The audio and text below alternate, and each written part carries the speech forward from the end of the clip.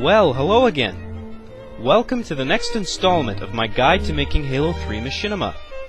As fans of my work probably already know, my name is John, but I'm more commonly known as DigitalPh33r.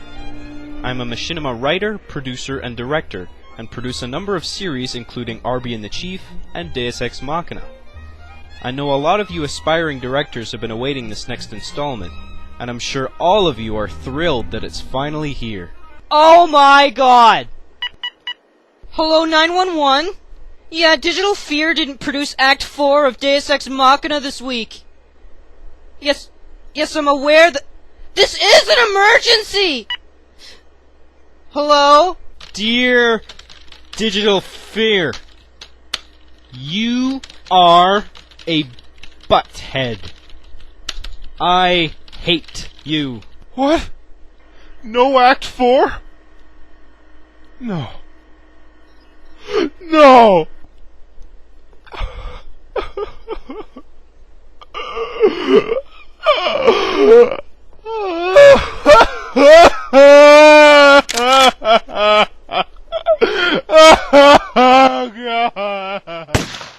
In the previous installment, we covered my personal definition of Machinima, and a few of the pros and cons of Machinima as a medium for entertainment, as well as legal and copyright issues and music licensing.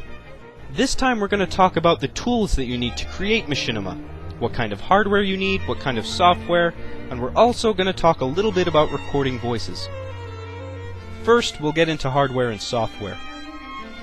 I am often asked if basically there's any way to produce Machinima without spending any money, and the answer is no.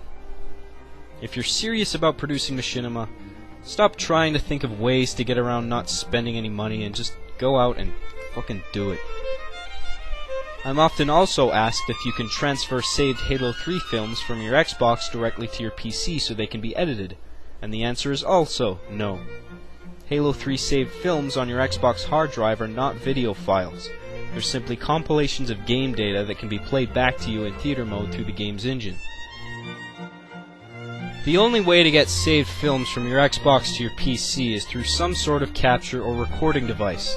And no, I do not mean recording your TV with a video camera or your shitty cell phone camcorder. TV hand cam Machinima is completely unprofessional and looks like fucking dog shit, and no one will take you or your video seriously. No, what I mean by capture or recording device is a device that records the absolute raw audio and video output from your Xbox and saves it on your PC's hard drive as a video file, such as an AVI or MPEG. As far as I know, there are 3 types of devices you can purchase that allow you to do this. There are internal capture devices, external capture devices, and input recording camcorders. Internal and external capture devices you can probably get for around $80, and camcorders obviously vary in price depending on how good they are. For those who know what the interior components of a PC look like, an internal capture device is a card, much like a video card, a sound card, or a network interface card, that uses a free slot on your motherboard. As far as I know, usually a PCI slot. For those that aren't very tech savvy, terms like PCI, PCI Express, and AGP are all differently shaped slots for cards that you may or may not have on your motherboard. I haven't purchased an internal capture card, but I imagine it would come with an installation disk that would install the required drivers on your computer that tell your computer how to recognize the newly installed hardware and make it function. However, many people are afraid to open their computers up and install any hardware for fear of breaking something. Dude, how the fuck do you put this capture card in? Maybe I should just have it installed by a professional or something. Oh, what, and get ridiculously overcharged? Come on, opening up your PC isn't some taboo thing. Everyone should learn how to do it. It's simple, even if you just spend a few hours studying it or looking at a few diagrams on the internet or something. Fuck, I don't know, man. What if I break something? Well, as long as you don't force anything or get the circuitry all greasy or something, it's fine. Just open it up. Okay.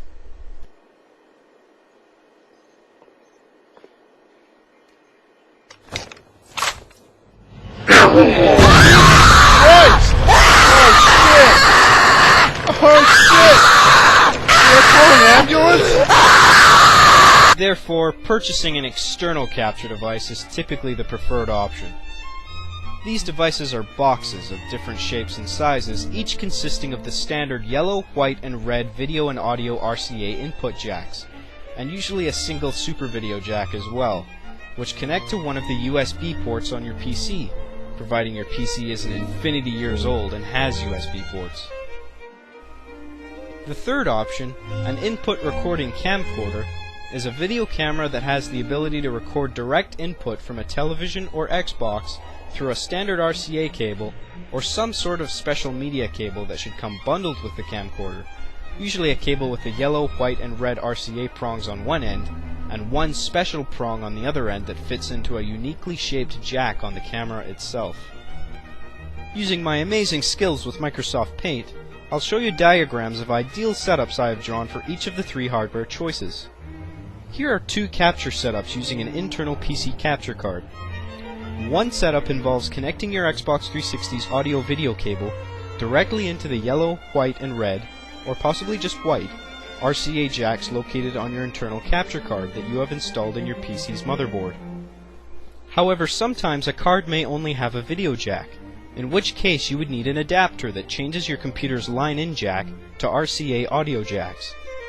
The downside to this setup is that you have no way of previewing what you're recording other than what's displayed in the tiny resolution preview window on your PC with whatever capture software that came bundled with the card you bought. The other setup solves this problem by including your television in your setup so you can use that to preview what you're recording. For this to work, however, your television must have audio-video out jacks that output a standard definition video and audio signal. Check the back of your TV and make sure it has this before you go buying anything. Just look for the yellow, white, and red RCA jacks and the word out or output. In this setup, your Xbox 360's audio-video cable connects to your television instead, as it normally would if you were playing a game.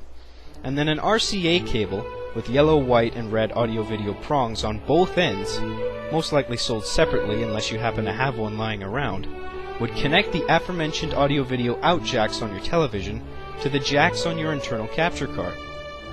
The setup with the external capture device, the Dazzle Digital Video Creator 80 in my case, with the television included is my personal setup, and the one I recommend. If you are instead using an external capture device like me, it's the exact same setup except for obvious differences. The capture device now connects to a USB port on your computer instead of connecting internally to a slot on your PC's motherboard. If you decide to use a camcorder with input recording, however, unless the camera itself has the yellow, white, and red RCA jacks, you would have to use a television as a medium in this case, and use the camcorder's previously described specially made AV cable to connect the unique input jack on the camcorder to your television's audio-video out jacks. Alright, so you've got everything hooked up properly. Now what about software? I personally use separate pieces of software for capturing and editing, but a lot of programs allow you to do both. Pinnacle Studio came bundled with my Dazzle Digital Video Creator 80, so that's what I use to capture footage. After I've saved my recorded footage as an AVI, I then import that footage into Sony Vegas, where I edit it and add text, music, and sound and visual effects. I also use Adobe Photoshop to create visual effects or edit still images, and software called Goldwave to edit and save sound files, which I'll describe in greater detail later on. However, this obviously isn't all that's available. There's a lot of different software available for capturing, but it's best to stick with what came bundled with your capture device for that, to ensure everything works properly and there's no compatibility issues. With editing, on the other hand, you have plenty of software to choose from, all different prices, some even free. Sony Vegas, Adobe Premiere, Pinnacle Studio, and Windows Movie Maker are a few examples. All consumer-level products you can buy from whatever your local big technology store is, like Future Shop, Best Buy, or Circuit City or whatever. The first three cost money, but Windows Movie Maker fortunately comes free with Windows, which obviously makes it a preferred option, the downside being that it's pretty basic. By the way, you've probably already realized this, but this guide is being made with mainly Windows 98 and XP users with PCs in mind. Not that I don't have any issues with Windows XP, I have plenty. but in my personal opinion, and no offense to Vista and Mac users personally, I don't care for Windows Vista or Macintosh at all, I'm sorry. As I said before, I use software called Goldwave to edit sound, and Windows Sound Recorder built into Windows to record voices. Yes, I'm aware that better programs exist like Audacity, which I recommend checking out. But to be honest, I'm just too damn lazy to familiarize myself with a new program, even if it does only take 5 minutes. In combination with sound recording and editing software, you're going to need a decent microphone to record voices. I myself currently use a Creative Fatality headset.